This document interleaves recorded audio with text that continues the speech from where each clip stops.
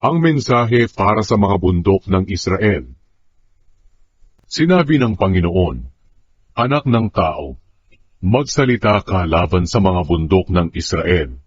Sabihin mo sa kanila, O mga bundok ng Israel, makinig kayo sa sinasabi ng Panginoon. Ito ang sinabi ng Panginoong Diyos. Sinabi ng mga kalaban ninyo na sa kanila na ang mga bundok ninyo.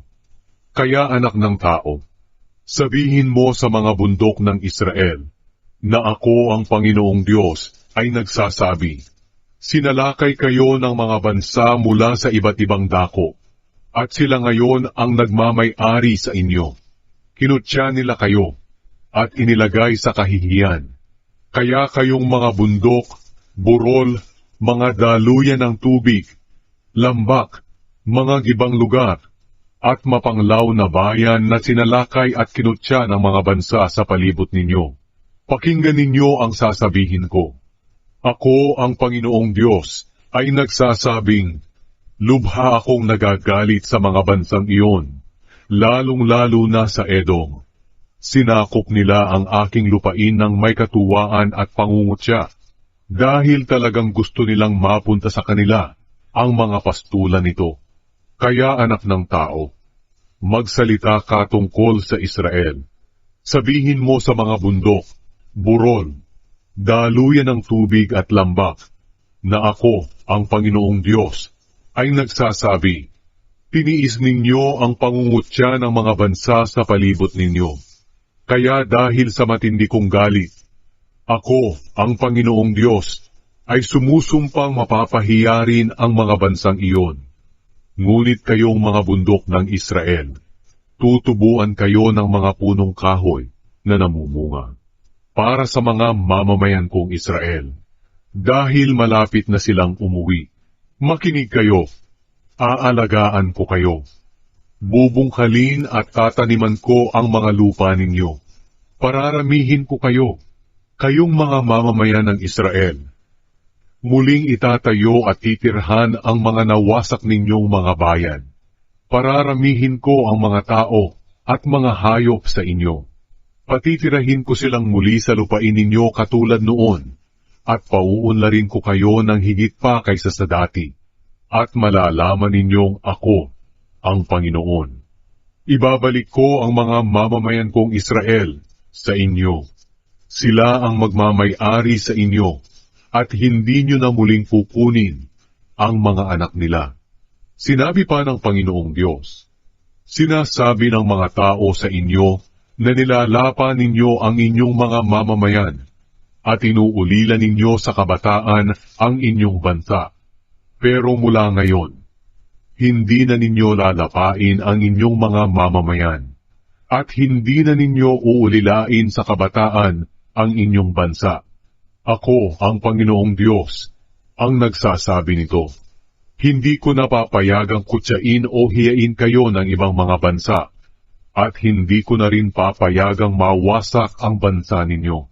Ako ang Panginoong Diyos, ang nagsasabi nito.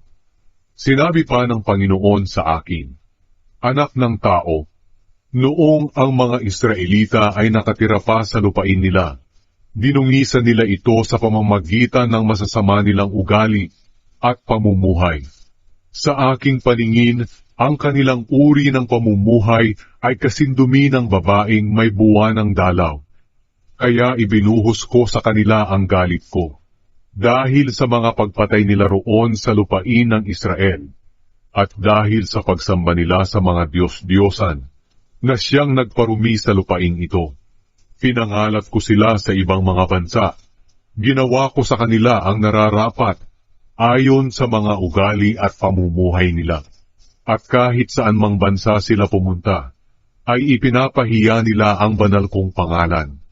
Sapagkat sinasabi ng mga tao, sila ang mga mamamayan ng Panginoon, pero pinaalis niya sila sa kanilang lupain.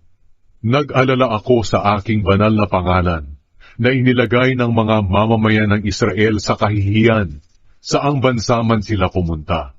Kaya sabihin mo sa mga mamamayan ng Israel, na ako ang Panginoong Diyos, ako ang nagsasabi, O mga mamamayan ng Israel, pinababalik ko na kayo sa lupain ninyo, hindi dahil karapat-dapat kayong pabalikin, kundi dahil sa banal kong pangalan na nilalapastangan dahil sa inyo.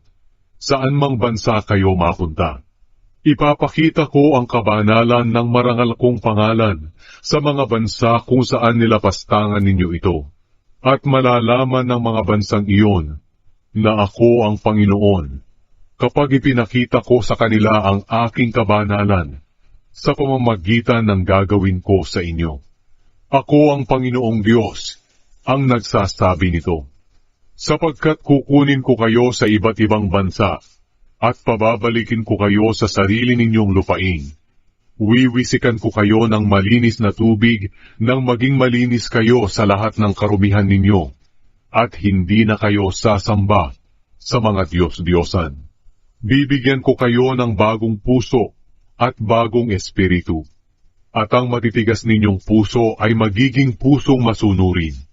Ibibigay ko rin sa inyo ang aking espiritu, para maingat ninyong masunod ang mga utos ko't mga tuntunin. Titira kayo sa lupaing ibinigay ko sa inyong mga ninuno. Magiging mga mamamayan ko kayo, at magiging Diyos ninyo ako. Lilinisin ko kayo sa lahat ng karumihan ninyo. Bibigyan ko kayo ng napakaraming butil at hindi na kayo magugutom. Pagbubungahin ko ng marami ang mga punong kahoy ninyo, at pasasaganain ang mga ani ninyo, para hindi na kayo hamakin ng mga taga-ibang bansa, dahil sa dinanas ninyong gutom. At maaalala ninyo ang inyong masasamang ugali at pamumuhay. Kasusuklaman ninyo ang inyong mga sarili, dahil sa inyong mga kasalanan, at kasuklam-suklam na ginawa. Ngunit mga mamamayan ng Israel, gusto kong malaman ninyo, na ang lahat ng ito'y ginagawa ko hindi dahil sa inyo. Dapat ninyong ikahiya ang masasama ninyong pag-uugali. Ako ang Panginoong Diyos, ang nagsasabi nito. Sinabi pa ng Panginoong Diyos, kapag nalinis ko na kayo sa lahat ng kasalanan ninyo, patitirahin ko kayong muli sa lungsod ninyo, at muli ninyong itatayo ang mga bayan na nawasak. Ang mga lupaing walang pakinabang noon ay bubungkalin na ngayon. At ang lahat ng makakakita nito ay magsasabi, ang lupaing walang pakinabang noon, ngayon ay parang hardin na ng Eden.